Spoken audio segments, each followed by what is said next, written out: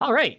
Hi, everybody. Welcome back to another episode of Excess Succeed. This is Gearface. I'm joined again by Blue, who hasn't yet gotten tired of me. Blue, thank you so much for being here. Hello, everyone. You'll be seeing a lot more of me from here on out. It's true. I'm very, very excited that I'm able to record with my good friend Blue. We will see if I can continue to say that he hasn't yet gotten sick of me as we record episode number, I don't know, 12 at some point. Um, we're talking about May today. Really, really excited to learn a little bit about May and a little bit about her dolphin. Really, we were just talking before the recording. What we're really excited for is the dolphin. May is kind of incidental to the whole proceeding. Um, but yeah, we're gonna get into her character a little bit today. A couple disclaimers before we get started. Number one, we're going to be talking about playing to win on the show as we always do. That's not the only way to play Exceed. You can play Exceed for fun. As a matter of fact, I think you probably should play Exceed for fun. And if the lines of play that we're describing aren't how you have fun, don't play that way. Play a way that you do have fun so that you keep playing. Um, Number two, we are typically pretty prescriptive on this show. Um, you're going to hear Blue say things like, "This is always what you want to do. This is never what you want to do." Take all that with a grain of salt. Um, I was going to say that we're not experts on the show. Blue absolutely is an expert. I'm not an expert. That's what I'm here for. I'm here to ask dumb questions. But take all it with a grain of salt. Exceed's not a solved game. And if you think that we are underrepresenting or undervaluing elements of May's kit, please let us know. This is just the rules to Blue's strategy on May. It doesn't have to be yours. And then finally, if you are brand new to Exceed, welcome. Hope you're enjoying your stay. You might hear Blue and I refer to these two cards, Slash and Dust, as different names, Assault and Spike. That's because there's a whole lot of other Exceed characters in the game, about 100 of them, that have different names for those attacks. Other than that, they're completely identical, just a cosmetic difference. But yeah, other than that, with all that aside, Blue, please tell me a little bit about May. So May is a Rushdown character, pretty much the Rushdown character from the Guilty Gear set. She has strong buttons and an ability that makes it so that her strong buttons hit a little bit harder. I don't actually usually like being pretty prescriptive when it comes to strategy. Exceed is a very expressive game with how you use all of your options. Mhm. But May is going to be an instance where I am going to tell you one thing that you should absolutely be doing as soon as possible, and that is rushing Exceed. Okay. May's character ability, her basic mode, is when you initiate a strike, you may spend one force if you do +1 power. That is not amazing. It's fine. Um, but when you exceed, not only do you get a exceed kicker, when you exceed, draw 2 and strike, which means you can get an efficient change cards and strike at the same time to refill your hands and continue pressure. You also upgrade from one force for +1 power, which is 1 for 1, which is not an amazing rate, to one force for +2 power. 1 for 2 is the rate that you buy armor on block, and that is usually the rate that is considered to be like good when you're buying stats. Um, so the fact that May can just get that level of value on any strike that she initiates after she exceeds is extremely big. Right. Not So only for just value, but also for breakpoint math. so when we talk about buying stats, it's frequently with like this, right? With Fierce, where all right, I am spending, as you said, uh, one force, this boost for +2 power, but I'm doing it, and that's my turn. And May is doing that and striking as long as it's her turn. So she is getting uh, more out of that turn than I would be by just playing this boost down, right? Like, I guess she's also spending a card to strike with, but the going rate on her force expenditure is actually pretty ridiculous. Yes, and I pulled out some characters to the side here. A character I probably should have pulled out is Fight. May's basic mode is Fights, but worse. Fight can do his on defense, and he can spend more than one force, but he has the same exchange rate as May does on her basic mode. Notably, when Fight exceeds, he gets this big old kicker. We don't need to worry about that right now. He can Right, spend up to 3, but it still is 1 for 1. right. May gets more efficiency out of hers. Efficiency is a really big deal, especially for a rushdown character like Mei. Okay. All right. So in every game, in pretty much every circumstance, I am looking to get this as soon as possible. Yeah. Um, and I'm sure we will get into the nuances of how exactly this works as we get into her kit. But just as a kind of place to start, um, when I have it, am I using it pretty much all the time? Yeah, more or less. If you have the force and you're in a decent position, this character has reasonably good wild swings at ranges 1, 2, and 3, especially 1, and pretty decent at 2 and 3. Okay. So I mean, why not get bonus power on top of it? So that and 3 gauge is not trivial to build up, but it's if I'm rushing it, I should expect to be able to get it at some point. Does that mean that when we get into this kit and when I look at Totsugeki, for example, should I basically be like mentally editing in +2 power on all of these strikes for the majority of the game?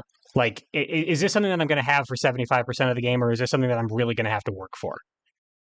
You will not have to work that hard for it. 75% of the game might literally be true, and that you can exceed pretty early by just like doing block and then hitting with anchor swing. Or actually just block and then hit with anchor swing, and then you can exceed, Right, and it's party time, and that right, means the opponent has literally taken like 5 or 6 damage. right, and there's still So plenty of game 25 left to damage play. worth of health to chew through with +2 power on all your strikes. So reading all these cards and editing them to have +2 power is not a terrible approach, and that is a reasonable way to look at these cards when you are using them in optimal scenarios. Okay, And because Mei is a character that, spoiler alert, has a decent amount of advantage, using them in optimal scenarios is not actually that difficult for her to do. okay, sounds good. And you mentioned that her front side ability is like okay, but not phenomenal, and it's certainly not what we're playing the character for. Should I be using my front side ability very early in the game if I have the cards to support it, or am I really just trying to economically rush to my exceed mode without spending too much? If you have cards in your hand that you are willing to spend as force to make your attack hit a breakpoint, or if it's pretty much guaranteed to hit, just to get more value out of it, then it is reasonable to spend on front side. You should never ever spend gauge on your ability on front side. This actually completely inverts when you're in exceed mode, where spending from gauge is actually the often correct decision to feed your ability. Mei has a lot of great uses for gauge, namely she has a very very strong defensive option we'll talk about later. And obviously, she's a Guilty Gear character. She can do cancels. Yep. She's notably less reliant on cancels than most other Guilty Gear characters. She has a great ability. She leans heavy on it, and that's basically where she's getting a lot of her value from, is strong shapes backed by a really strong exceed mode. Okay, that makes sense. So early on, it's 8 minutes into the lesson. My plan is exceed, hit really hard. Um, should we get into the kit itself so I find out exactly how I'm hitting really hard, or is there anything you want to talk about in terms of play patterns or strategy before that? I think that the play patterns and strategy are going to spill from the cards, being that Mei is a very attack focused character and also a pretty fundamentals focused character. So we can start talking about the kit. Let's do it. And of course, that means we are going to start by talking about the dolphins. Of course. Totsugeki, also known as in the game Mr. Dolphin Horizontal, Mhm. and Mr. Dolphin, known in the game as Mr. Dolphin Vertical, are the other reasons you're playing this character. You Right. have one of the best fast dives in the game, maybe the best. The only one that even really compares is Nagoriyuki's Beyblade. I forget the actual name of Oh, it. It has a cool name. Kamariyuki, I think it is. And this, compared to that one, is about the same in overall shape, but it has push 2 versus after gain advantage. That Yep. push 2 allows you to do some really interesting pressure sequences versus Nagaruyuki's Beyblade, where you can do basically like Ragna combos, which I know been a Ragna lesson already, where you do Totsugeki, the opponent is now cornered and you're at range 3, slash, and then they're in the corner, you're at range 1. You have a command grab. You actually have several command grab adjacent shapes and slows. So the opponent now is guessing against some extremely threatening mid speeds and slows. Right. And this is something that I can do pretty much unreactively from turn one. Like You can literally do this on the first turn of the game, you can yes. say, okay, cool, let's get the party started instantaneously. Totsugeki slash. Now we're in the corner, and they have not taken a turn yet.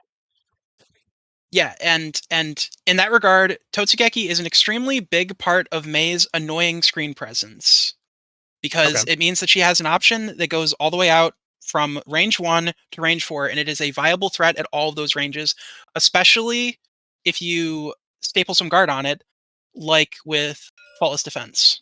Okay. Faultless Defense is a tool that Mei gets a lot of utility out of because she absolutely loves stapling 4 guard onto Totsugeki and its brother in action, Mr. Dolphin. It's even better on Mr. Dolphin, arguably, because Mr. Dolphin is a inverted Tatsu shape. Rather than getting a reward for crossing up, it gets a reward for not crossing up because it can never cross up, but you Right. still want to play it in close range. Right. So if you staple 4 guard onto this, it will trade into a card like Cross at range 1.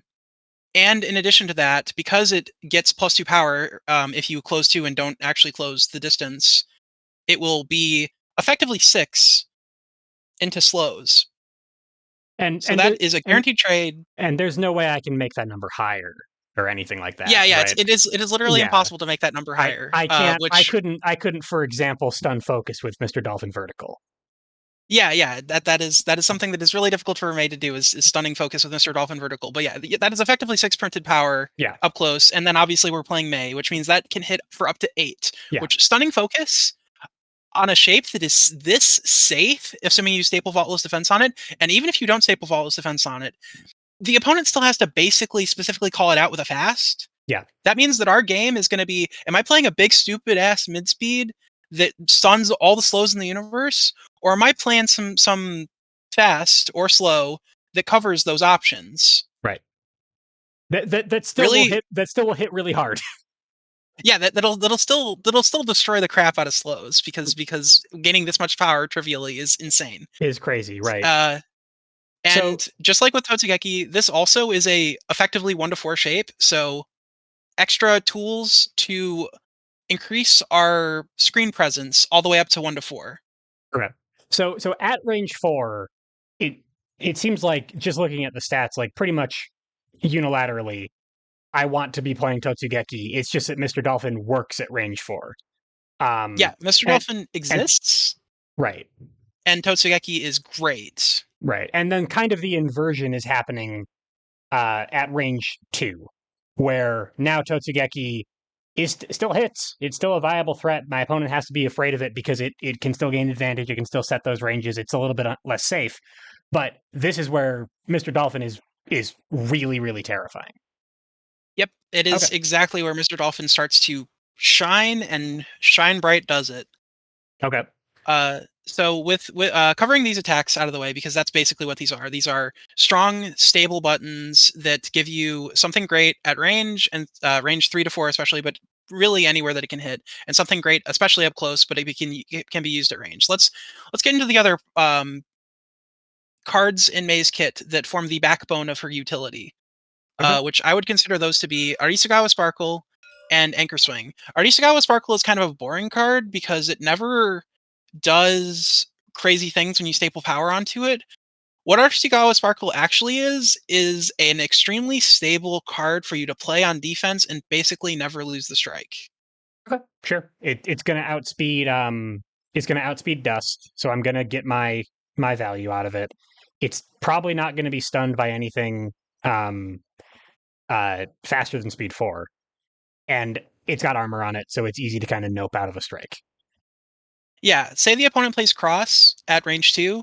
Sure, you don't hit, but you only take 1 damage, and because that's an after effect, you recover a little bit of distance, Yep. and you draw. Okay. So you can think of it as a focus that's a little bit better at in specific interactions, and also there's a decent chance that this will just hit. It beats Dust, as you mentioned, in Yep. that range 2 interaction.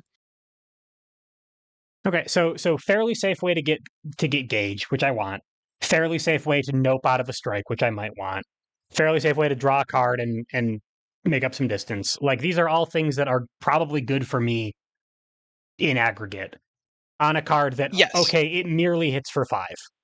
Yeah, yeah. It merely will hit for the power of dive while also having 2 armor on it if you Right. initiate with it. Which Right. notably, if you're initiating You're probably not going to use the attack. You're probably going to instead use the boost. But we'll talk about boosts a bit later because May is a very attack focused character, Sure. first and four. Okay. That does bring up, so this is a 3 power attack, which is really a 5 power attack. Um or at least is at least often a 5 power attack.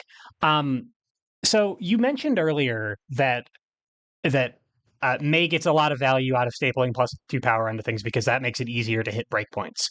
Um, 5, or I guess 4 is a fairly common breakpoint value. But if I'm not trying explicitly to hit a breakpoint, should I still be spending power on it just because it's value and it is likely to, this card is more likely than not to hit?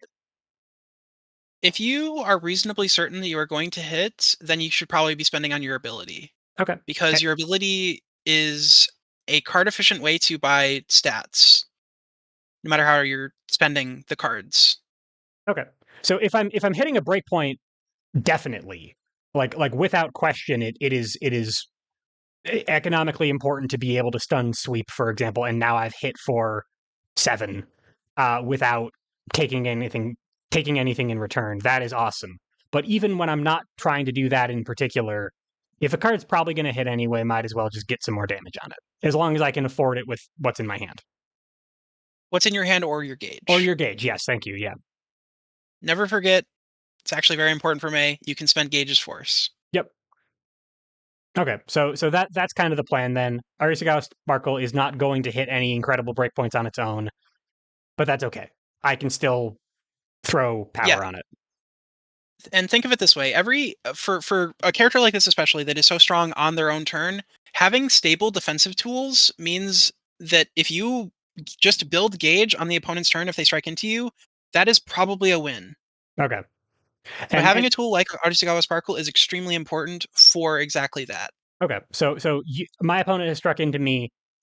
They have chosen the terms of this strike. They're doing everything that they want to. I've mitigated my worst case scenarios and also probably got some gauge, which means that I squeezed some value out of their turn.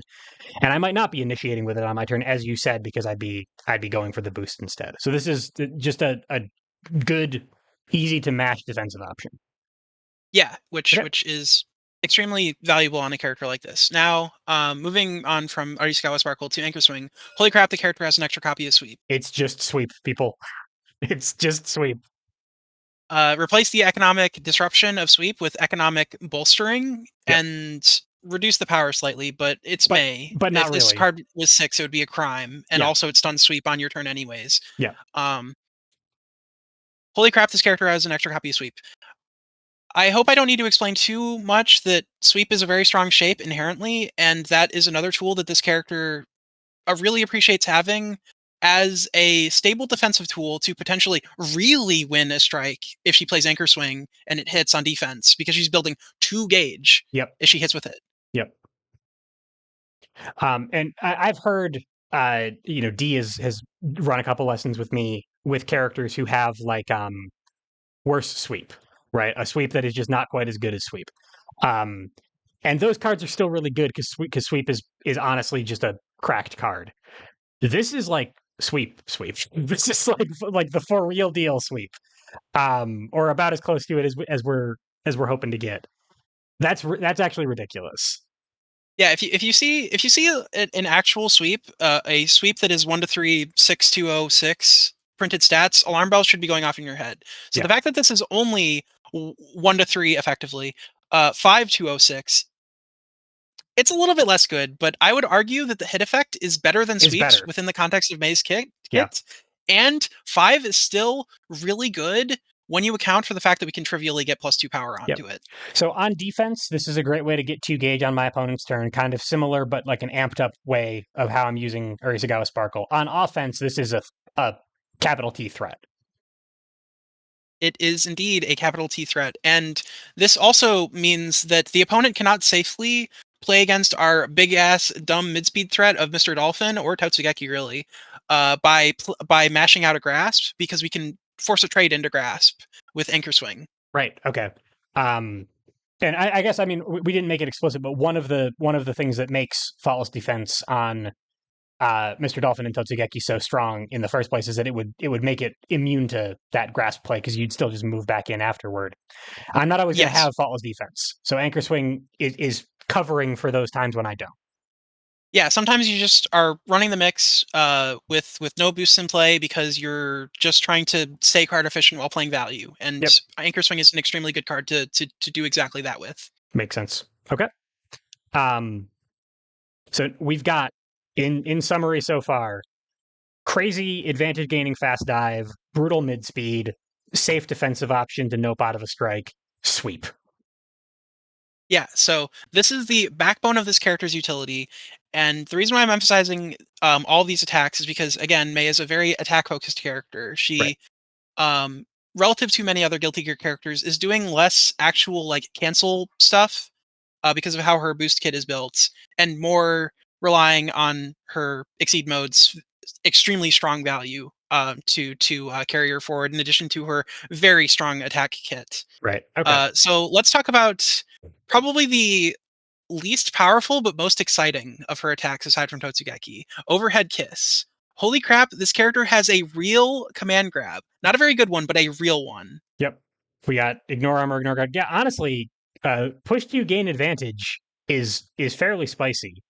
Um, It is extremely spicy. It makes it so that the slash Totsugeki combos that I was talking about, you can also threaten a range one advantage gaining tool that stuns slows and sets you back up to hit another slash or Totsugeki. So this character can do some absolutely brutal combos with the right hand composition. I mean, this can carry you like. Hang on, if we get our training dummy here with Ryu for a second, and we're like, okay, Totsugeki push two, uh, Totsugeki they played focus or something. Cool, I gained advantage You anyway. could just say that this one is a slash. Sure, slash exactly. There you go. Slash, overhead kiss, push two, Totsugeki, push one. That is a full screen corner carry, Blue. A full screen corner carry that probably hit for somewhere to the tune of like 18 That yeah, that's damage. that's well over half their life unreactably over the course. Okay, so yeah, that's stupid. That's absolutely ridiculous. I get the sense that May likes advantage chains like that and gets a lot of value out of them. All of these threats are answerable, but man, they better guess right. They need to guess right. Okay, I'm They will sold. they will explode otherwise, and they might still explode anyways. They just will get to trade with you. Right, sure. Okay. So overhead kiss is the thing that always comes up when I hear about a command grab on a lesson is like if you are spending force, if you are boosting cards, it is okay to let the first copy of overhead kiss go down, or insert local equivalent of command grab here. It is not okay to let the second copy go down because you need this as a threat at range one to keep your opponent from playing these slow cards. Because May hits like such a truck that these slow cards might not be safe anyway. Is that still true for her?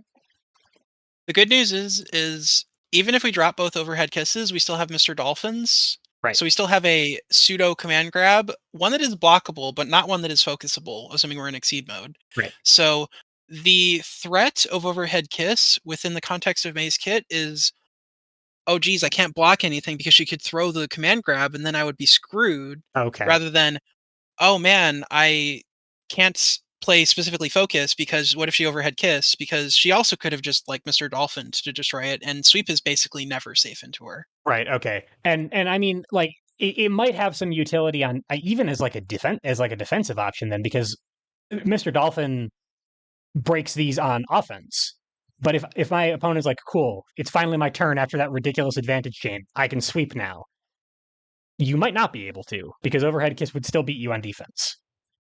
That is a legitimate and very compelling use for overhead kiss, is to call out slows that the opponent might be trying to cash out on their turn. Okay. And it makes their plays at range one extremely unsafe into May.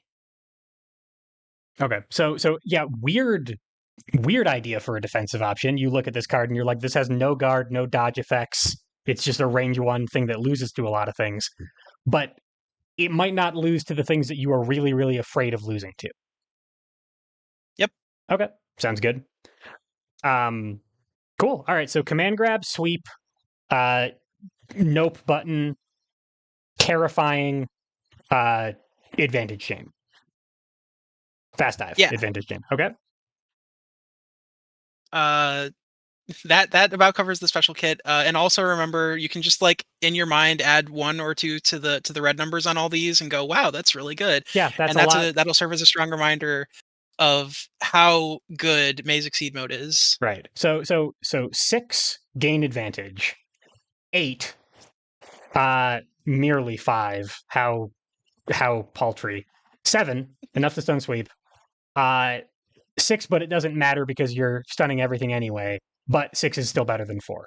So very, very compelling use case for your exceed mode here. Yeah, and the altars are important. They both offer utility that May appreciates, but I'm gonna go over them kind of quickly because I kind of want to shift into talking about her neutral game, which is going to be basically her boosts and also how she uses normals. And Sure.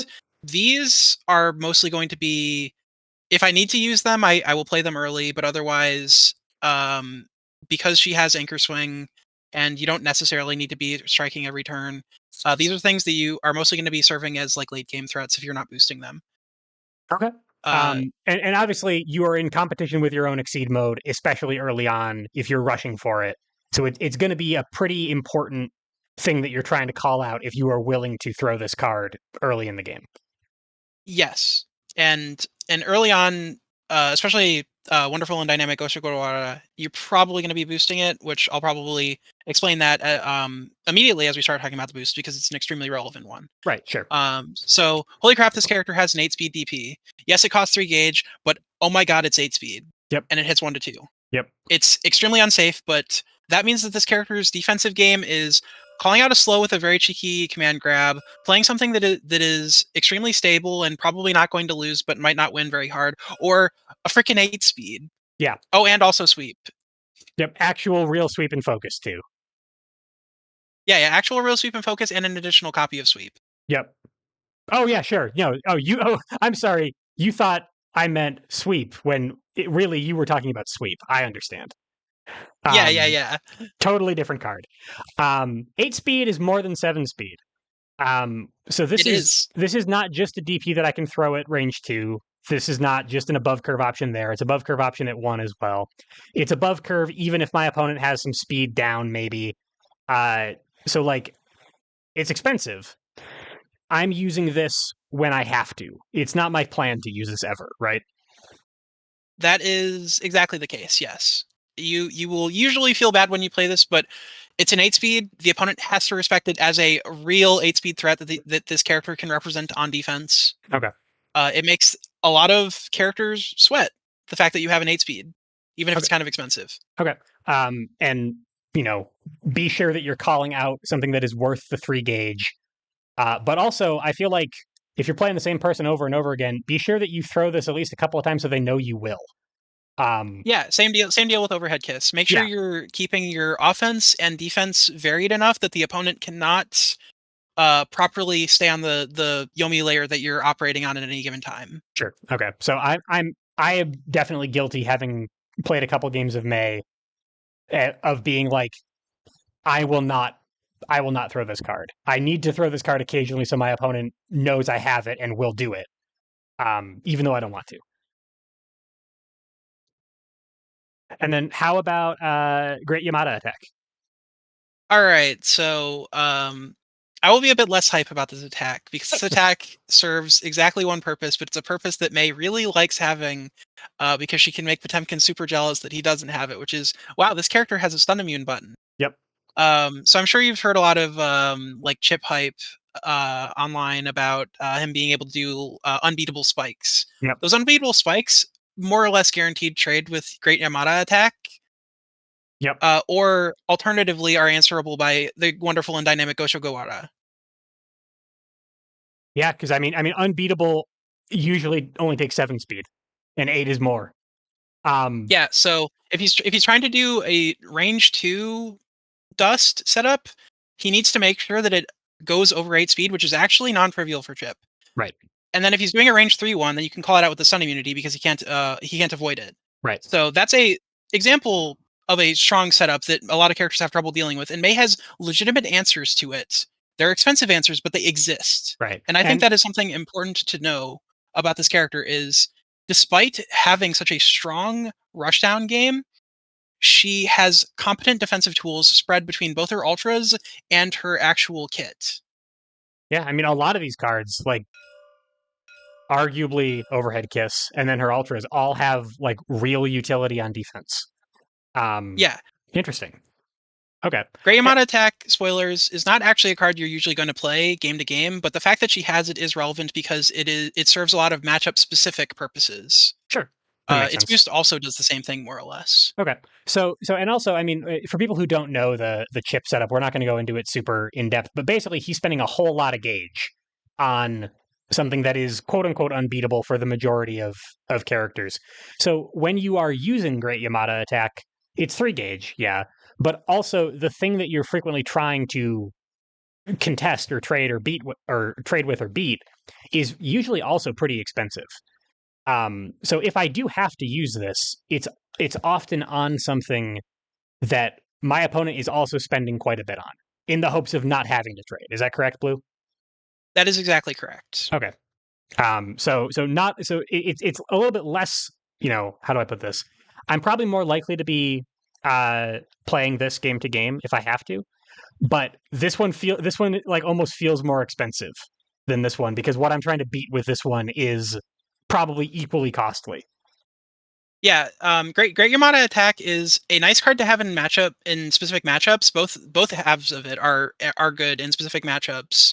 And the wonderful and dynamic Goshawara in that regard is a card that is universally useful in pretty much every matchup, both sides of it. If And it's not the attack, it's the boost. yeah, with that in mind, let's start talking about Yeah, boosts. please. Disaster of Passion. Oh my god, this character has Swift, Yep. which is one of Ryu's boosts. It's one of his most famous. It is literally +1 power, +1 speed. This is +1 power and +1 speed, and because it's on an ultra instead of on a special, it gives you a draw. That Yep. also means that this character has at least one action efficient way to draw that is not using the prepare action. This is like a deluxe prepare. I guess it's Right. more of a deluxe CC, but it lets you be more defensively secure. And if the opponent chooses not to contest it, well, congratulations. You now have +2 power if you're in basic mode still, or +3 power and +1 speed if you're in exceed mode. Right. +3 power and +1 speed is an absolutely absurd amount of stats for you to be able to leverage ever. And the fact that you can do it while also being relatively defensively secure and cycling your hand at the same time is super good. Okay. This is a cornerstone of Maze Neutral for that reason, and why the wonderful and dynamic Goshigora isn't a card that you just mash all the time. Okay. Makes sense. Am I playing this? Obviously, I can't cancel it. I can't. This is a pass turn boost. Are there specific things that I am hoping to land with it, or does it kind of just make everything better? It makes everything better. Um, it allows you to confirm hits, so if the opponent actually strikes into you, the things that you're going to be confirming are things that are on curve. So, say you're at range 3, a Totsugeki or Slash. Yep. If you're at range 4, Totsugeki is the dream because that is a speed 6 Totsugeki is legitimately hard for the opponent to contest. Can't even cross out. Sure. Like if they initiate, then they can. But Oh, like if they sure. are Yeah. crossing out of Right. your Disaster of Passion, congratulations.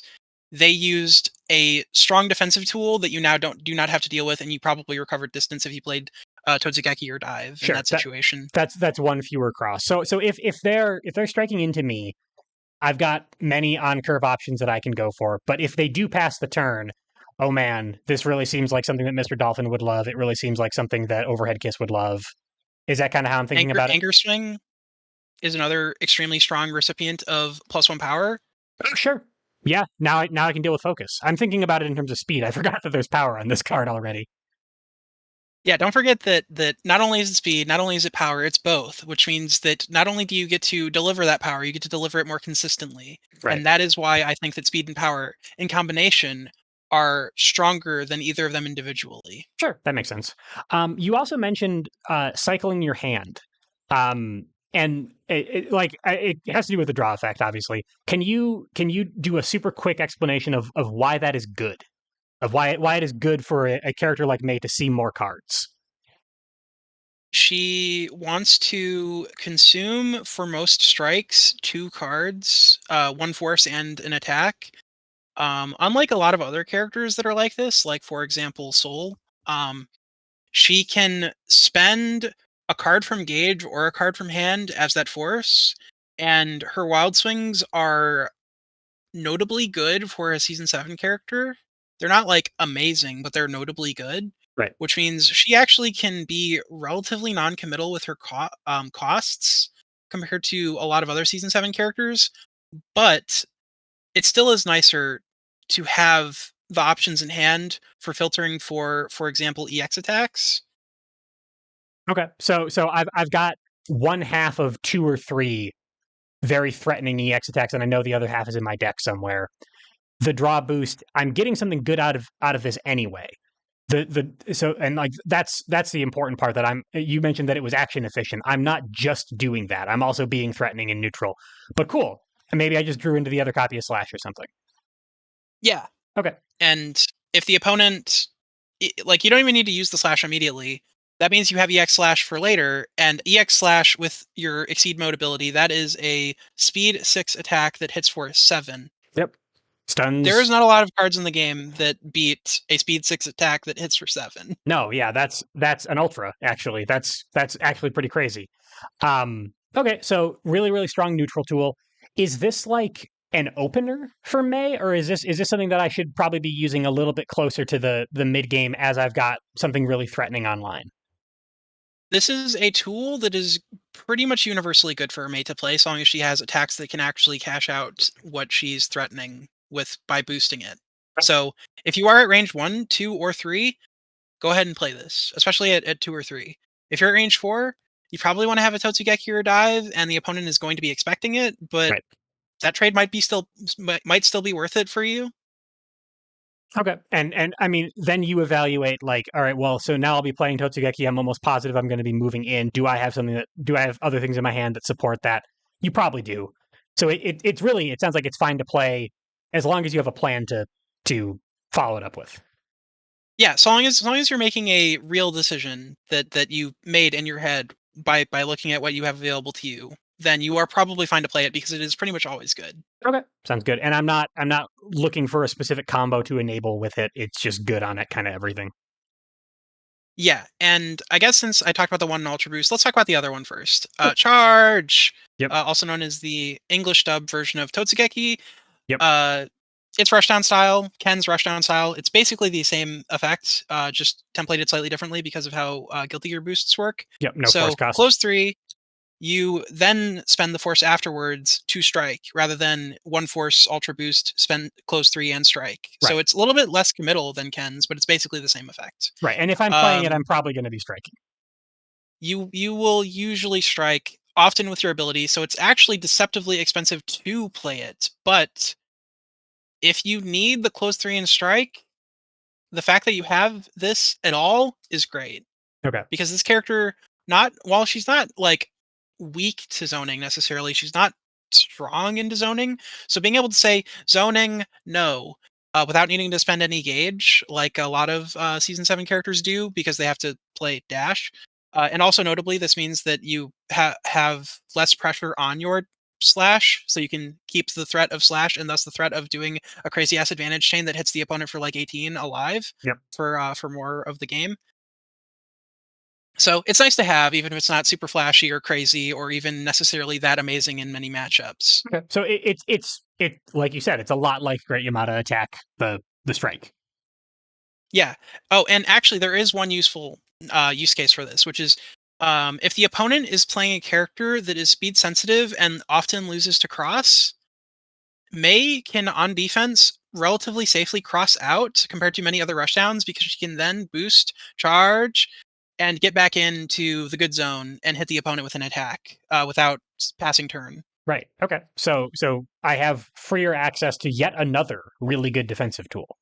Than other characters would, especially other characters who are like me. So I have I add this on with Anchor Swing and Sparkle as just good things I can do on defense because I'm enabled by this. If I don't need those things, is Great Yamada attack frequently just force? Yeah. Okay, That is actually a very common use case for Great Yamada is even spending it just to use your ability, which feels a little bad because you're effectively turning a 2 force card into 1 force, but yeah, May likes striking so much that that trade is oftentimes fine, okay. especially when you're in Exceed mode. It's still one card, even though it's one force. And if I'm caring about option preservation and stuff, that might actually be more valuable. Yeah, because it is oftentimes the least valuable card that you have available to you. Makes sense. And does May also like May? I assume has to change cards sometimes. Has to take some universal game actions. Is it? Will I be using that for this as well? If you find yourself in a situation where you choose to CC, it will often be with a Great Yamada attack, yeah. Okay. May actually does not have to do very many CCs game to game because of the rest of her boost kit and also her Exceed Kicker, which, with that in mind, we can now start talking about the other action efficient card draw tools that she has. Yep. So, Overhead Kiss, this funny card that allows you to call out slows on defense and be a real nuisance on offense.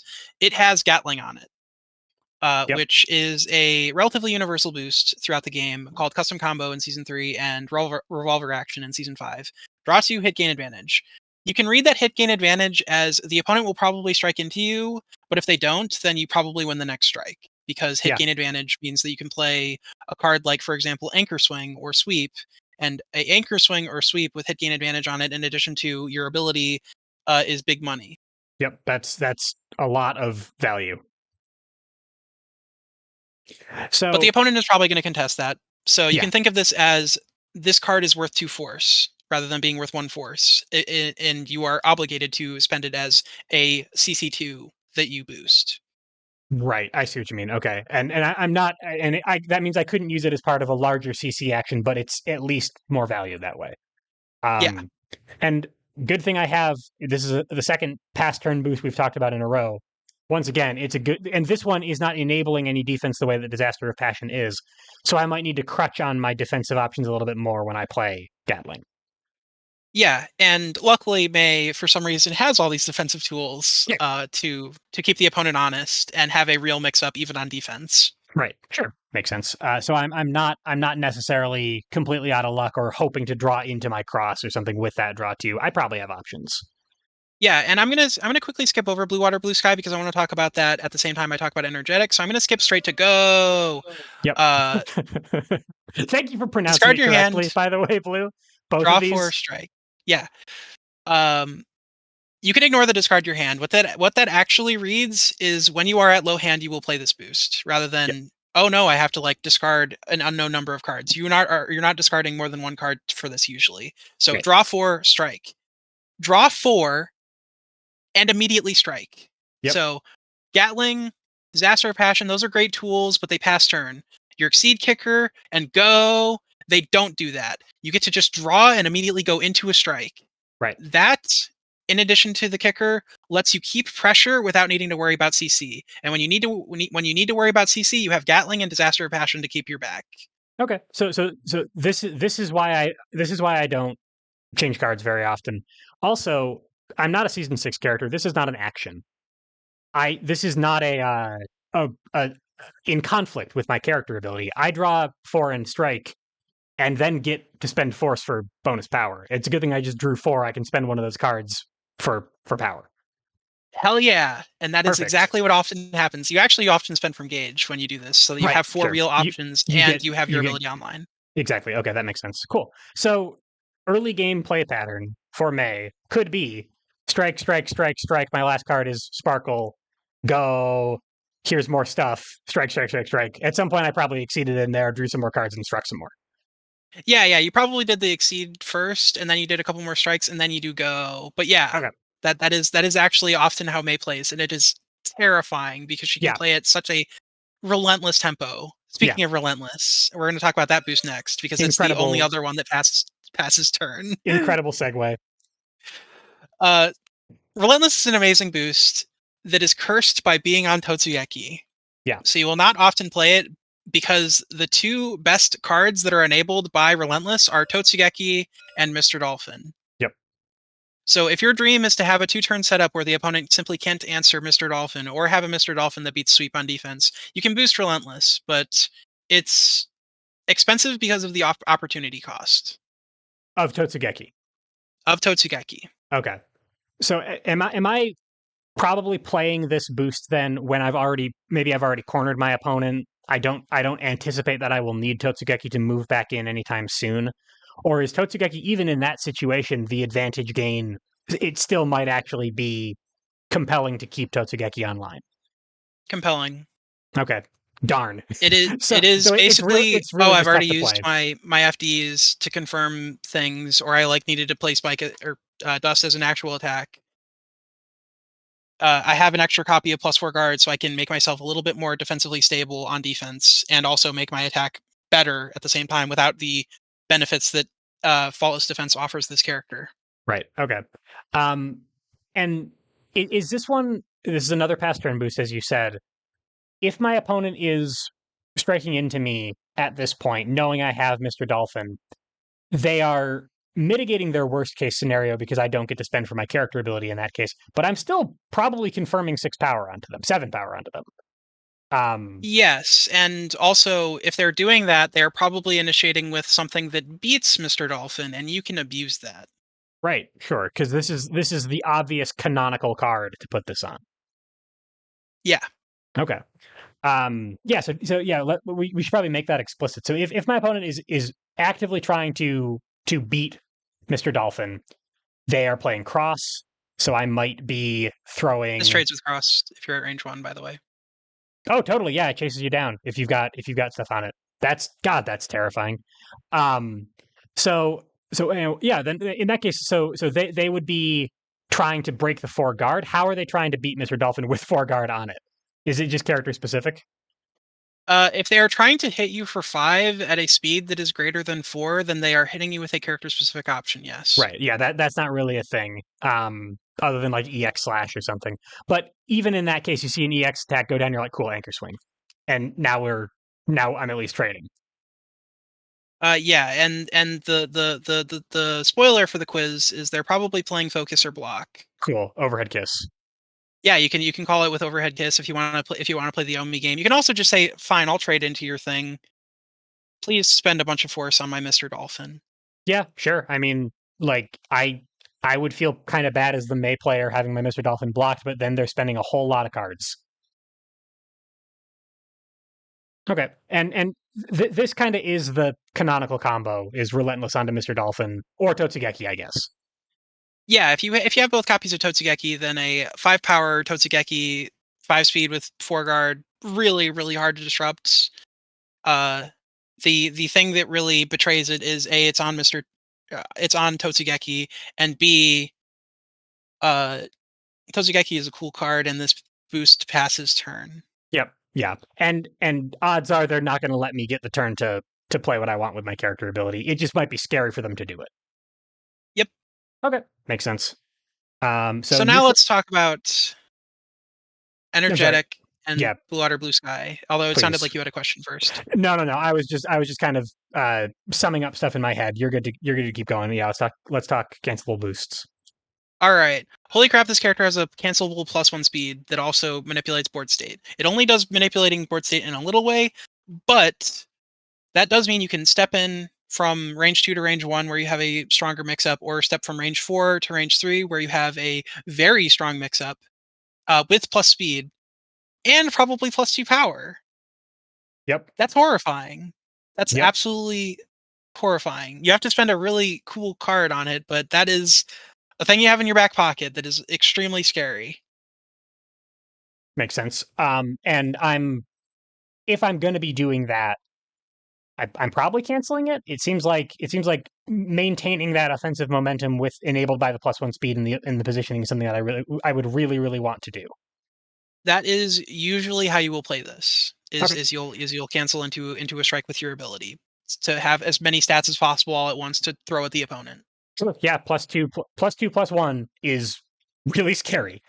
Um, and this sounds like it is more in competition. I'm sorry. This sounds like it is. It makes a more compelling case for itself compared to Mr. Dolphin than Relentless does for Totsugeki. Is that accurate? Do you think? Absolutely. Mr. Okay. Dolphin is a funny mid speed that hits for a bajillion damage, and it has a boost that lets you confirm on curve attacks for power. So if you're more focused on just like outvaluing your opponent turn by turn by playing just like good shapes that are probably going to hit, confirming +2 power as much as possible, Energetic is extremely good for that kind of playstyle. Okay. So Mr. Dolphin, despite being just ridiculous, is a mix-up card. This is for when I don't really want to play mix-ups. Yeah, Okay, that makes sense. Gotcha. Um, and then Blue Water, Blue Sky. Blue Water, Blue Sky. So last time I was on, I talked a lot about Soul. Soul is very similar to May, and the main thing that is different between them is that Soul is extremely focused on cancels. So specifically cancels that then give him plus power. Yep. And that means that usually Soul's ceiling, the amount of plus power that he can stack onto his strike, is a little bit higher than May's because May usually tops out at +2 because of her ability Yeah. and just not having a lot of other things that give her plus power, especially in an action efficient way. Well, this is expensive, but it does let you cosplay as Soul for a turn. Right. Yeah. And now, okay, Mr. Dolphin hits for 9 now. Um, Yeah, everything is now extremely threatening, and you also get a now advance or retreat 2 on this. So you get to do a big and your choice, so big and relatively meaningful board state modification at the same time as you get to cosplay a soul for a turn. yep. Yeah, that's really really scary. That said, this is sweep, and we know how good sweep is. Similar question to Totsugeki and Mr. Dolphin: is this hard to play because of Anchor Swing? You may note that I've raved about all of May's attacks and all of May's boosts, and everything is awesome. That is actually where a lot of the expression from May comes in. Is how exactly are you going to use all these amazing and busted ass tools? Right, because and So also all these things cost force. I'm gonna have to be pitching some of these for just keeping my game plan alive. I'm gonna be making a yeah, lot of economic decisions. Okay, you'll be making small ones, and a lot of them can be eased by spending cards that you've already hit with from right your gauge. from But that means Gage. that you're forsaking the threat of ultras or these cool cancel chains, the ones that exist for May, Right. in the process. And so I can't really tell you if Energetic is better than Mr. Dolphin or if Mr. Dolphin is better than Energetic. Same deal with Blue Water Blue Sky. The answer is mostly going to be it depends on your hand composition and your goals for the both short term and long term because you're making resource like option management decisions and also kind of like play style decisions Yep, at the same time. that makes sense. Both of them are great and they both serve extremely strong purposes within her kit. For all of these, and using them correctly is part of the fun, as it were, for a character like this, because otherwise this character is just a big dumb stat stick with Who relatively just simple to use tools. who just runs you over? Right. So now we're playing the game. Now we have to actually make decisions about how exactly we want to kill our opponent. But the choice might be slightly academic because they're both going to kill the opponent if I'm doing it right. Yes. Okay. And in this May tutorial speedrun, let's speedrun through the rest of the cards, which is to say the normals. Yeah, please. All of these attacks, mentally add +2 to them and go, wow, that's really awesome. Grasp is a threat that May otherwise does not have a way to represent on her turn. So Grasp is an important card for the same reason it's important to Soul. Sure. This is the other side of Overhead Kiss. It's the other side of Anchor Swing. It's the other side of Mr. Dolphin. It's the other side of Totsugeki. Yep. This is a card that May absolutely loves to play because 157 is stupid. Yeah, that's a really strong sell. And when you said earlier, when I'm playing uh uh energetic in order to advance from range 2 to range 1 where I have a more dangerous mix up, one of the reasons that is because now I have access to grasp. You have access to Grasp, and it is now an 8-speed Grasp, so the opponent has to deal with an 8-speed that hits for 5 or a 4-speed that hits for 6 and has Right. advantage on it. And that beats the things that would it has command grab stuff. It ignores armor and guard. So just those two on their own are really really scary. But my range 1 mix up needs grasp to function. Yes. Otherwise, you are reliant on guard to force trades, which means you're reliant on FD, the boost on dust, Yep. Okay. or speed, or EX attacks, which are like those are all things that the character can get because she has a relatively strong economy, but her economy isn't impervious and it's not continuously flowing. Sure. Makes sense. All right. So grasp eases up. I'm sorry, eases all of those uh restrictions and just gives me a card that does all of it for me. Yep. Makes sense. So and this is a relatively important part of rush on characters in general is managing your options so that your mix-ups stay alive for long enough that the opponent has to run out of answers to any given side of it first, and you can start throwing haymakers at where they're weak. Okay. Yep, that makes sense. So And you don't really and want to waste your grasps. sure. Um, on the soul lesson, we talked a lot about how redundancy enables that. Um, where Soul has gunflame and slash, so he's never out of a an on curve range 3 attack to represent as a threat. He's got Bandit Bringer that does kind of like what Yes. Dust does. May has some similar dynamics where she's got Totsugeki that's kind of slashy. She's got Yeah. Overhead Kiss that's kind of dusty. She's got Sparkle that's kind of focusy. Am I thinking about this in a similar way with her as I am with Soul? Yeah, you have redundancies. You have an extra copy, a literal extra copy of sweep. Overhead kiss is a little different from Dusty, but you can kind of think of it as still an important shape. But yeah, like between Overhead Kiss and Mr. Dolphin, you do have extra mid speed presence, so you're not necessarily reliant on Dust and Dive. Right. Although your mid speed presence changes depending on your exact range, so they are still relevant. Okay.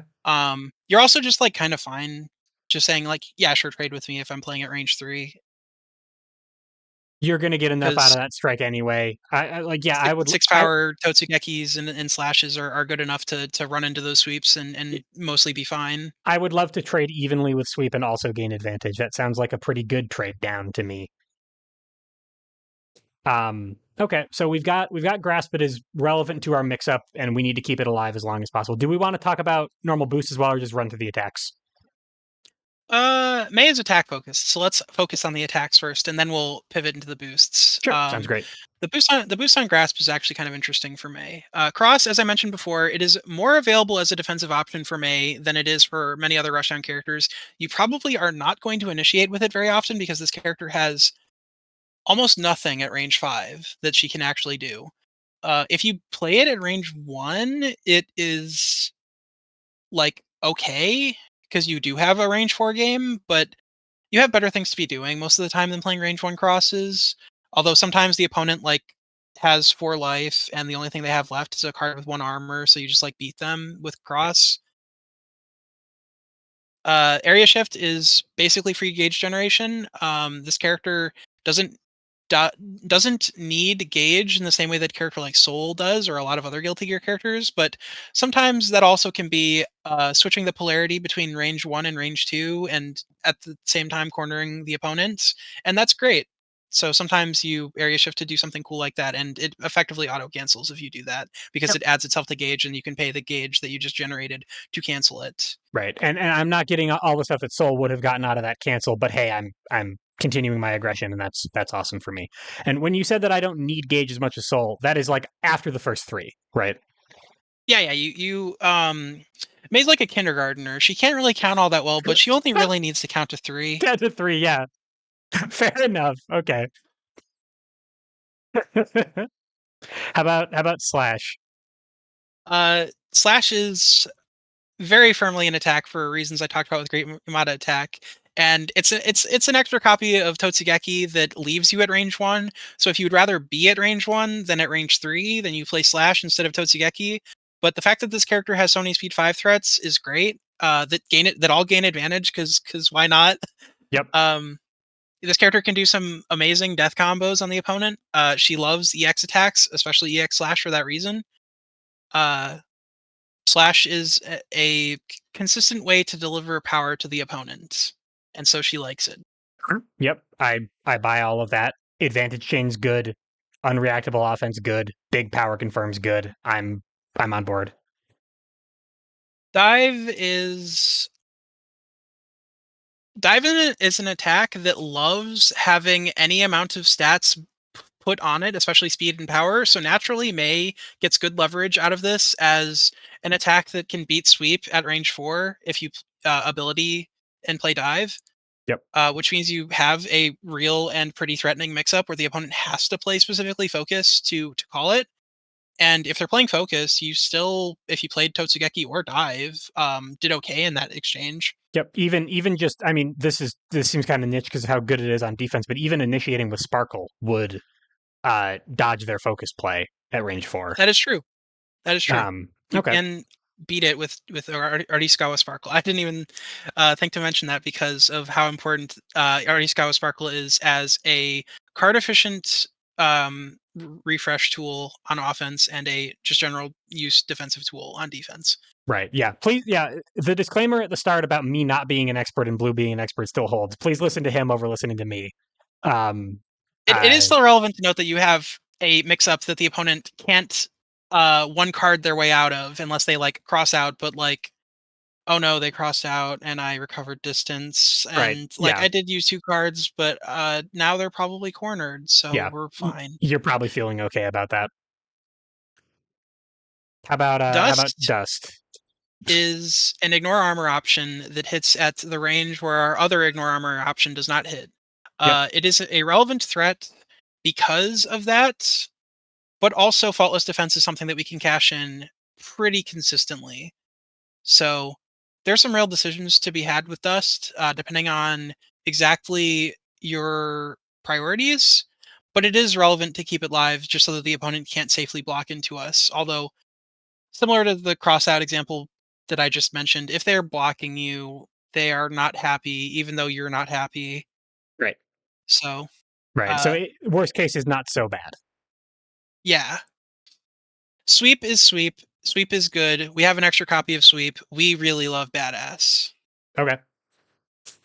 So Uh, having Anchor Swing gives me freer access to badass, which sounds pretty good. Yes, and I will explain that in more detail when we loop back around and talk about the normal boosts. Yep. But Sure. never count on sweep. Sweep is great, but because we have an extra copy of sweep, we don't necessarily need to lean on the original. Right. Notably, this one does, with my character ability, beat focus, and That is very true. Anchor Swing does not. So I do have a one card way with my character ability to beat focus at ranges other than at range 3 in particular, I guess, Yeah, which is a range where focus where doesn't hit, focus but it is doesn't still hit. nice to stun focus to deny the focus all of its value. It still gets the 2 armor value, but Yeah. Definitely had to do a little bit of math there and be like, wait, I can already do that at range 2 and range 1. you Blue can is the already see expert and not me. how self-sufficient that May is, even just off of her special kit, even before we talk about the normals, which is why I'm not worrying too hard about the normals. The normals you use in normal ways, and you Yep. just staple +2 power onto them, and they're great. And they're good. Sure. That makes sense. Sometimes I'm not going to have Anchor Swing in my hand. I can use Sweep instead.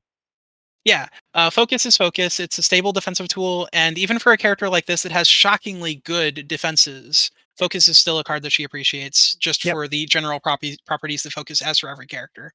Yep. Makes sense. Block is whack. Sometimes you need it. Sometimes you need parry, the boost on block. But oftentimes, I spend this card as force. Okay. That is And entirely a playstyle thing, though. I'll be using Force quite often. I'm going to need a Force source occasionally. Yeah. Having just like a floating force of just source of force is useful for a character like this. So just choosing the card that isn't going to progress your game plan most consistently and pitching it is a reasonable thing to do. Yep. That makes sense. Okay. So looping back around to the boosts and starting from the top. Let's Rock. Let's Rock is similar to Disaster of Passion in that it is a card efficient way to or action efficient way to cycle our hand a little bit. And it amps the threat of our next strike by making us more powerful and the battery effect on it, the add this card to your gauge. That all means that the opponent is probably going to contest our Let's Rocks, and because Grasp is an important threat for us, we probably want to have a way to capitalize off of the threat of Let's Rock immediately. With that in mind, we probably want to have something like 3 gauge and a Gosho Gawara in our back pocket to say, well, I'm caching my Let's Rock and you can't do anything about it Right. into a lot of matchups, not every matchup, as an option. But you can sometimes be greedy and play this and then like Totsugeki them to Right. confirm 2 gauge, or Let's Rock into Anchor Swing to confirm 3 gauge. 3 gauge, yeah, that's actually kind of nuts. But that would require some pretty good positioning, and they, like you said, they'd be willing to to deal with it in particular. They like if they saw Anchor Swing coming, they could dive over it. But now at least we're playing a mix up. Yeah, yeah. So it's really a question of how greedy are you trying to be with your grasps if you play Let's Rock or not. And May has reason to be greedy, but she also isn't dying for Gage so badly that she loves Let's Rock the way that a character like Ino or Soul does. Right. And she also doesn't have like the easiest of time confirming it in the way that like Soul or Chip do, or Kai for that matter, where she can just like play it and then go, hell yeah, I'm pretty much guaranteed to get the value off of this. Right. Which Soul doesn't, but he loves when he does get the value off of it. Right. Hence using your DP for it, but that's kind of conflicting with the battery idea because that's incredibly expensive on its own. Yeah, it does mean that we go from 3 to 2, which is still nice because it Right. means that we are able to keep up momentum with like threatening like a cancel into using gauge for ability, or maybe CCing the Goshigwara out of our gauge to get extra cards into our hands. Right. Which, like, I've talked a lot about May's potential defensive options, but a lot of them are still things that are answerable. Even if there's just so many of them that it's impossible to answer everything all at once. That makes sense. Okay. So it sounds like Let's Rock in general is mostly grasp, but that's because grasp is really important. Let's Rock is for when I'm like really quite sure I'm gonna guarantee a hit. Yeah, it's for when you're sure or you feel like gambling and flexing on the opponent, which like never count out doing some silly ass gambles and having them actually work out, and then suddenly you're momentum king and, or I guess You're momentum queen in the case of May, and you just win the game off of that interaction. you're very very far ahead if you get it right. It's not that bad a lost case if you whiff it maybe. Although with losing grasp it might be. Yeah, the now draw one is really what makes this compelling for May at all. Okay. Which like now draw one is still pretty reasonable if you like your current position. So if you have like an in hand EX, pretty reasonable to boost it as well. Okay. Yeah. So you're ready to throw down one of your many ways to confirm power on defense. Cool. Okay. You mentioned area shift a little bit already as a way to uninteractively get gauge and corner the opponent. Anything else you wanted to mention about that one? Um, Similar to with grasp, it's mostly going to be on like if you find a situation where it's good, like you should use it, but otherwise the attack is deceptively good for May, just as an option that's available so that the opponent has a harder time calling your stuff. Okay. Okay. So if I'm not cornering with it, maybe maybe I don't need it. Like maybe if I'm not getting every ounce of value out of area shift, cross is an important enough thing that I might think twice. I would agree with that. May does not need gauge. She does not struggle with building gauge and need it so badly that she looks at area shift and goes, "I have a battery boost that doesn't require me to do anything. Let's go." Right. Okay. Um, that is a difference between her and Soul. Then on our previous That lesson, is where the difference between them. Is May does not need, she doesn't have Soul's voracious need for gauge, but she doesn't get to do all the cool things that Soul gets to do with his kits. with She gauge, just right? throws strong shapes at you with +2 power. Yep. Okay, I get you. That's I mean that's a pretty crucial distinction, but that also for this card in particular, I can cross, I can area shift. This is an either or for me. Yeah. Dash is a boost that sometimes you like, specifically because you have an extra copy of Assault. You can use it for the you are somehow cornered because I don't know, the opponent is Soul or Potemkin, I guess. So you uncorner and now you're at range 3 and you can cancel and then play Totsugeki to reverse the situation. Yep. Outside of like specific situations like that, Soul gets a lot of value out of advantage chains because it lets her have more of her ability and her ability is strong. So she really appreciates Slash as an attack, and she's not dying for the anti-zoning of Dash because she has charge. So Oftentimes, Slash is another card that you're just going to kind of play as an attack, Okay. and that's fine. As I said, Mei is a very attack focused character. Right, right. Yeah. So and the times that I'm going to be using it, I'm probably going to be canceling it. I don't have too many other uses for my gauge most of the time, and if I'm trying to keep up momentum, that's what I'm doing it. But mostly, that's kind of academic. Yeah, once It's probably slash. once you've once you've counted up to 3, and then, like, if you're above 3 somehow after exceeding, so you can afford your ultras already, which, like, I don't know how the game is over if you've built 7 gauge, but, Oh, maybe you're having a weird May game. yep. Uh, Something like dash into a cancel is a really good way to make the opponent's life hard. All of the cancelable normal boosts are useful for that reason. This one doesn't necessarily offer May something that she's like dying for, because her getting cornered is kind of rare because of how her kit is shaped.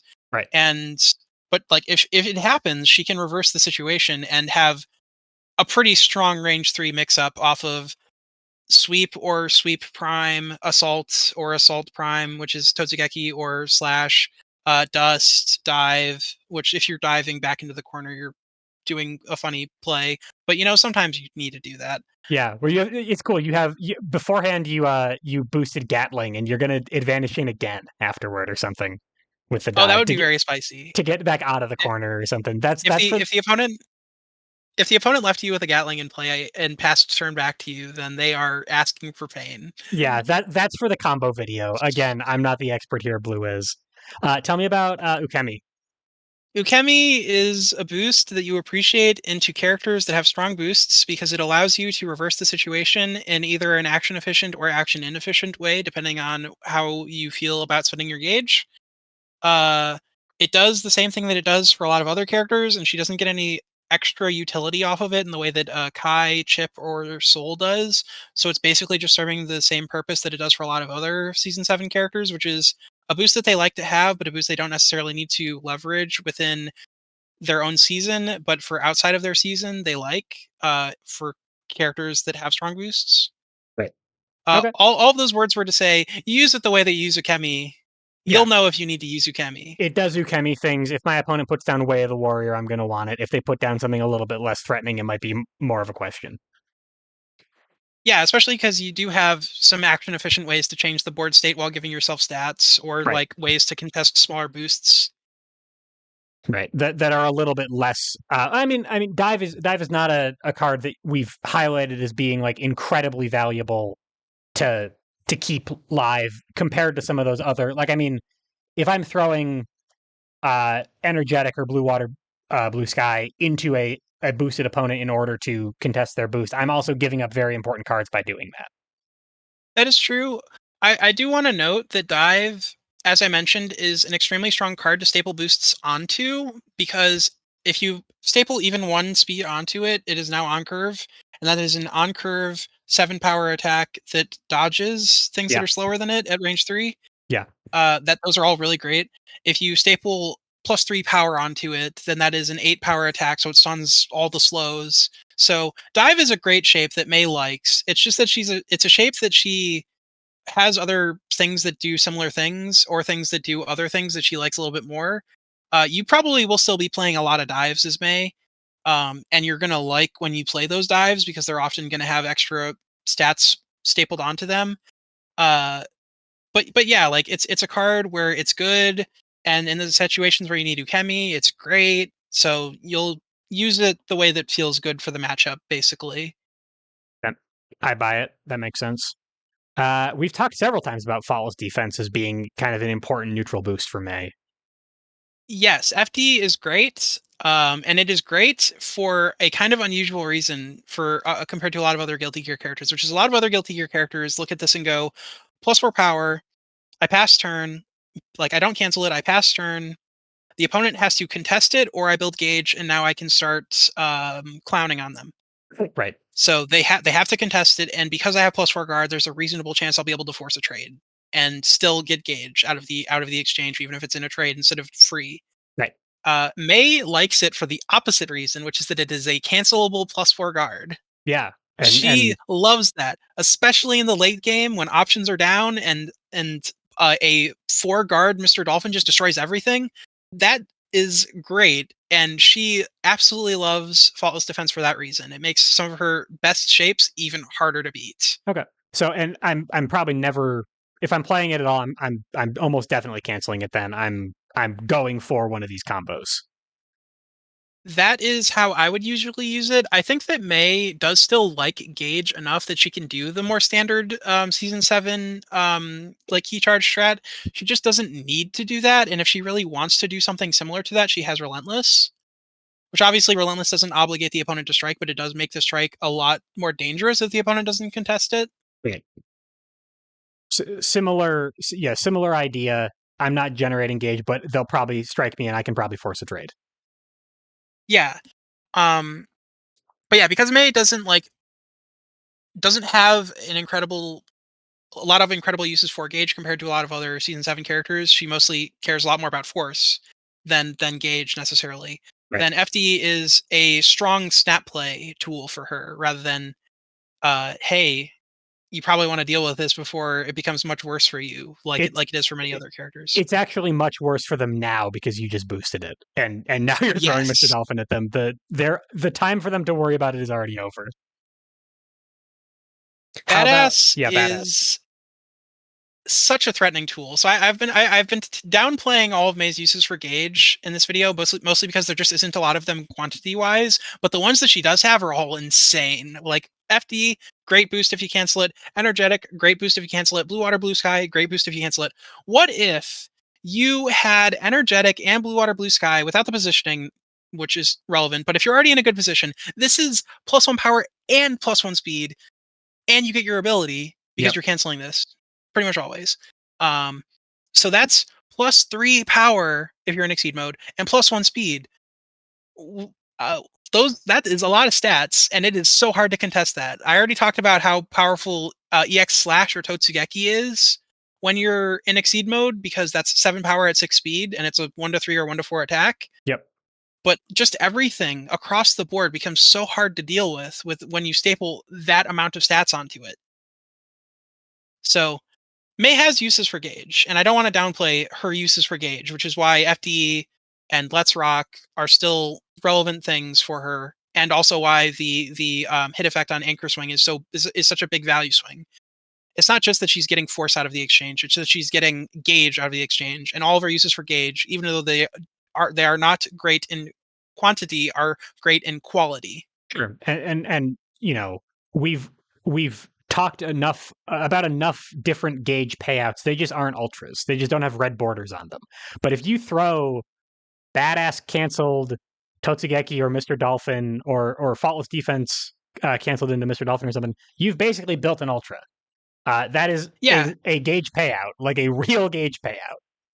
yeah, or badass into dive at range 3. Yeah, It's a similar deal, or even at range 4. Like the opponent has to cross out of that, but like that's unfortunate. That is legitimately unfortunate because we spent a lot of resources on that. right, But like that is how you beat it. Is you have to use this one specific normal that is a dominant defensive threat to right. answer this absolutely nuts payout that we just set up. And even then, I mean, you have Totsugeki as a Even then, we can yeah, you, call out the cross and say, sure, I'll trade with focus specifically and gain advantage into it while hitting it for more than it hits me back for. yeah, that's ridiculous. The two cards that you mentioned are two of the most universally applicable defensive cards in the game, and we have answers to both of them enabled off of Badass. I feel like that kind of speaks for itself. It does. Now, sweep is sweep. Yep. Sweep is an amazing attack. It offers us great utility even though we have an extra sweep shape in our kit. So never count out sweep, but badass is super good for a character that can get power as cheaply as May can, even though the actual cost of doing a badass May ability setup is a little expensive. Right. But Sure. like, don't count it out. It's so good. Yeah. Absolutely. That makes sense. Scramble, Scramble. everyone's favorite boost. Yep. May has a reasonable amount of highly consistent cards in her kit that, when power boosted off of her ability, become nuts. Because she has a lot of highly consistent options, she actually gets great value out of Scramble relative to many other characters. Because, say she plays Totsugeki and forces you to Wild Swing at range 3, Totsugeki or Slash, which are basically the same shape in this example. That is a 6 power slash or Totsugeki, and the opponent has to specifically wild swing a card that dodges it for you to unambiguously lose in this exchange. Right. That means that they would need to wild swing into specifically Cross for many characters. If you have already seen a copy of Cross, or and you know the other one is in their hand, then they have to trade with you, and there's a reasonable chance that they don't even get the opportunity to trade with you because you force a wild swing. Right. Okay. So Scramble is a tool that, for that reason, May gets a reasonable amount of value out of, so long as you are willing to give up the focus to do it. right. It's interesting that like because her attacks are consistent, like me, the again, disclaimer, not the expert, sees a character who has inconsistent attacks that he needs to confirm. And that's what Scramble is for. But you're saying that because I have consistent attacks, my opponent is likely to be holding answers specifically for them. And Scramble denies those answers. More or less, yeah. Okay. And that's kind of the secret with Scramble, is that Scramble is good if the thing that you are worried about is specifically an EX attack, because you can't wild swing an EX for most characters. Right. Or is a threat that they or is an answer that they are likely to hold on to, so that they can specifically answer your threat. Right. Because of that, you want to have something consistent, especially if you can confirm something consistent and high power, which May can. Which is why May likes having an extra copy of Assaults, an extra copy of Sweep. These are tools that are hard for a random card to beat. The Right. thing about Wild Swings is they're still going to be a card in their deck. So you want to play something that beats most of the cards in their deck out of a random assortment, a random non-curated assortment. Right. And that is usually going to be a consistent attack rather than an An inconsistent attack. inconsistent attack. Sure. If Okay. you somehow found yourself in a situation where you could force the opponent to wild swing every single turn, look forward to Moriarty's Gebrek tutorial later, although he probably isn't going to talk about it. Right. Um, that would be a situation where playing inconsistent attacks would be good, because then you won't, even if they wild swing into answers to your inconsistent attacks, those are just gone now. They don't have them anymore. Right. And you And are that's the value of Gebrek Succeed mode. You probably aren't going to hear about that in the Gebrek tutorials, so congratulations, it's now part of the May tutorial. sweet. Okay, so we've got a little bit of Gebrek to go with our May. Gotcha. So Scramble is tough to use because it's focus, but enables some things that my opponent will likely be waiting for and can let me confirm into when I suspect they have an answer. Yeah, it just lets you confirm reasonable attacks like Slash or Totsugeki with a boost that makes it so that it's much harder for them to actually answer them in a meaningful way. Okay. Yep. I gotcha. And then how about Parry? Parry is a boost that if you're using it, you feel really bad, but sometimes you need to use it. Hope this helps. Yep. Yep. Thank you for coming to my May guide. Really appreciate it. No, honestly, that's correct. I feel like Parry's a playstyle thing. Um, block sound. I mean, it sounds like you're using it as force most of the time anyway. So Parry would really you'd be denying yourself the ability to use your ability once. Yeah, more or less. Okay. And I personally would rate +2 power now strike as a generally better thing to buy than disrupting the opponent, because it turns out you don't need to disrupt the opponent if they're dead, Yeah, and they've only seen like 10 cards out of their deck. I've been hit by May. I was super disrupted. Let me tell you, you do not need to do hand disruption stuff with May to disrupt your opponent. Um, so okay, so that's the kit. That's all she's got. My biggest question before we get into counterplay, unless there's other strategic notes you want to talk about, is some economy stuff. She's got pretty free access to Gauge. She's pretty happy to pitch cards from Gauge in order to ease her force cost, which is kind of where her real economic decisions are. Any Mhm. guidance you can give people, other than block is often force, Yamada attack is often force, how are you evaluating what what is what you are able to spend for your character ability? Or is that such a broad question that it might be impossible to answer in a guide? That is really broad. The answer for me mostly comes down to what threats I value and want to keep live, or alternatively, what cards I want to use in other ways later on. So cards that have competent uses for both sides of them, Mr. Dolphin, Sweep, Anchor Swing, those are cards you probably are never going to spend as force. cards that just like freely generate you resources, like Arisugawa Sparkle, or the boost on Overhead Kiss, or the boost on the wonderful and dynamic Oshigawara. You probably aren't spending those as force. I know I'm saying a lot of things you're not spending as force, and I basically have covered May's entire kit as things you aren't spending as force. Right. This is why you spend a lot of gauge as force. You're spending the cards that you've already gotten value out of. Okay. This is Okay. also why you don't do a lot of May ability or in the early game. It's not that it's not good value or even like relevant. It's just is that you can't find good things to spend on it. Right. Because all of these things are good and I'm building up gauge for something else. So I have no outlets. It's like, cool. I have block and maybe that's it. So like aside from spending gauge, it really is just a question of what are you willing to give up in the matchup, in the situation. And when you're a character that can output power in the way that May can, that might even be for the rest of the duration of the game because you might not even get past halfway through your deck and Yeah. sometimes. Yeah. She's a real she will end a game very, very quickly if she can get a couple hits in. So you might not have to worry too much. Okay.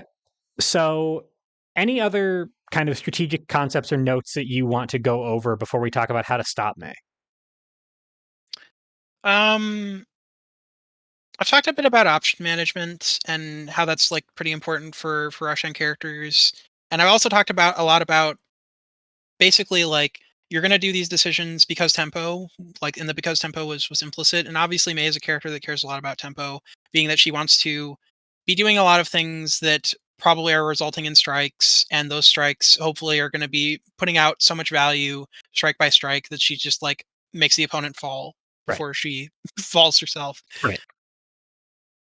Um Managing tempo and exceed is kind of interesting because it's really nebulous, and obviously tempo isn't just necessarily in initiating a lot of strikes, although that is how it forms for May because of how her kit is built. um I guess it's just something that I think is worth keeping in mind is that you don't really want to be doing a lot of things that are just down turns with May, because if you're not progressing, you're giving the opponent time, and if you're giving the opponent time, then they can build answers to your big threats. And when your big threats are answered, things are bad, especially if they're answered in ways that result in you getting stunned, like Right. just straight up unambiguously answered. So one of the ways that it was explained to me in the past is like your advantage as a rushdown character is that you are strong right now.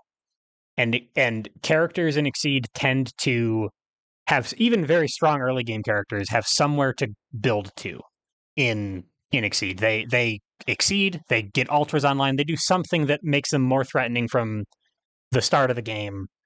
I'm sorry, it makes them more threatening in the later game than they were at the very beginning of the game. So Yeah. is it kind of that I'm probably up against a character who will get stronger as the game goes on. It is my job to kill them before that happens because I'm probably stronger than they are right now. Is that correct? Yep. Okay, I gotcha. Absolutely true. Okay, and cool. and and for that reason you don't want to give them a lot of just opportunities to generate value in some way on you. Right, right. So be careful prepping. Use your draw boosts. Use your value generators instead. Be careful moving. Try to find a way to move while striking instead. Like keep the tempo high. Manage that Yeah, against your which resources, which is tough. luckily we do have options to set up the board in specific positions Yep. that we can leverage to do that. Yep. But that's the value of doing that, right? Is keeping your opponent Yeah. from being able to get advantage a lot, to keep your opponent from having turns to set up their stuff. All right. So, anything else you want to cover about May before we talk about counterplay? I think that about covers it. So let's shift into counterplay. Please. How do you stop this uh person? um you need to answer her you need to answer her threats in real meaningful ways is the short of it. So like if she's going for the overhead kiss, you need to call it out with something that stuns it. If she's going for the anchor swing, you need to dive it. And I know that like the saying both in this one and in the last the last one with Soul and with like many other characters of this shape, just saying like, oh yeah, just like answer their threats, bro, is really lame. But like that's how you beat a character like this. And unlike a character like Soul, you can't really choke out Mei because it turns out that everyone can generate force in a reasonable way thanks to the prepare action. Right. So even if she completely oh, also she has good wild swings. So even if she completely gasses out, she only really needs one in the chamber to try to continue pressuring you. One in Yeah. the chamber being one in the gauge, and then wild swing. Sure. Yeah. And that's enough to at least be threatening. So I guess the trade off then with these characters is there is an element of like just call their mix up lol, but what they're doing is throwing mix ups. They're Yes, they're she is they're not generally speaking going to be interactive. right. So interact in ways that allow you to either put yourself in a position where you win and not, like while not necessarily losing the strike. So like grasping the sweep, it's a bad trade, but you get to set the positioning for the next turn. Right. Stuff like that. Um, and then hopefully get more value out of your turns than she is hers, which I know that's a tall order considering the her minimum value is probably going to be somewhere to the tune of +2 power now strike. Right. If she's investing as little as possible into any given strike. Yeah. I mean that's if that's the floor we're trying to hit with value on our turn is +2 power now strike. We might have some, especially at the pace she can put it out. We might have some trouble. So I do occasionally have to just like just going to get hit really hard occasionally when I'm fighting Mei. That is something that will probably happen, especially if she invests real resources into the strike. A boost cancel May ability strike is probably one you're just going to lose. right. So in that situation, as her opponent, am I just kind of noping out and just wild swinging and saying I'll get you with the resources that I'm trying to build later on, um, and not worry too much about what she's doing on her turn? If she's investing real resources into it, that is a reasonable option. If she's just doing May ability and then setting like a single card, then you might actually be interested in investigating the Omi layers and determining what do I want to lose to, what do I not want to lose to, and playing against your worst cases is usually what I do. Right. But obviously, you need to run a mixed strategy, which means sometimes you need to play against things that aren't necessarily just your pure worst case. Sure, sure. Or your opponent will know what that worst case is and just never do that thing. And now you're Yeah, playing yeah. against something they won't play. And so you've already talked about like all right, yeah, grasp their sweep. You're getting something out of their turn. You're setting a range for your own turn. Awesome. You've gotten something out of it. So think of it in terms of like either mitigate your worst case, lose as little as possible, or lose in a way that advances your game plan. And then try not to lose very often by calling her mix-ups because she will be throwing mix-ups. Is that mostly correct? More or less, yeah. And May is a very momentum-y character, so if you can manage to snatch momentum away from her into your own court, if you're playing another momentum-y character, a character like Eno or Soul, Yep. keep rolling on her, Yep. keep her down. The reason she likes advantage is because it gives her her character ability. The more turns her opponent is taking, the less often she's going to be able to get her character ability. Yep. Make sense? Okay. All right. So that's all people who know a person who has a good May furiously taking notes here. Um, anything else that you wanna cover before we wrap it up? I know I said it with Soul, and I'm going to say it with like every character that I cover. But May is super fun. If you haven't tried her, I think that she's a very approachable character and is a very fun, mostly fundamentals focused character with a pretty reasonable matchup spread. Due to her very fundamentals focused kit that just has good shapes in it. Yep. So check her out. Play her in person in the browser and TTS in your car, but like not while you're driving. Hopefully, Hopefully not. Unless you're maybe while you're driving, you can probably play her without looking at your cards. maybe honestly, yeah. Maybe like don't don't throw a mix up that if you whiff with it, you are going to crash your car. Like, don't get Oh so, yeah, so that's good advice. yeah, Don't crash your car in general. yeah, It's really bad when that happens. Usually you can't drive it after that. yeah. That honestly, that's what you had your car for. So don't do that. Okay, so don't crash your car unless you have like a dolphin to ride on instead. Then you're probably fine. You know what? Actually, even if you're stun immune, don't crash your car. This has been Very true, very This true. this has been excess exceed. Thank you so much for being here. I don't know. We're riffing at this point. Good night or good day, everyone. Yeah, Blue, for real. Thank you so much. It was a blast. I always love talking to you. Um, Folks at home, hope you enjoyed it. Hope you listen. Hope you you learned something. I will see you all next time. See you, everybody. Bye.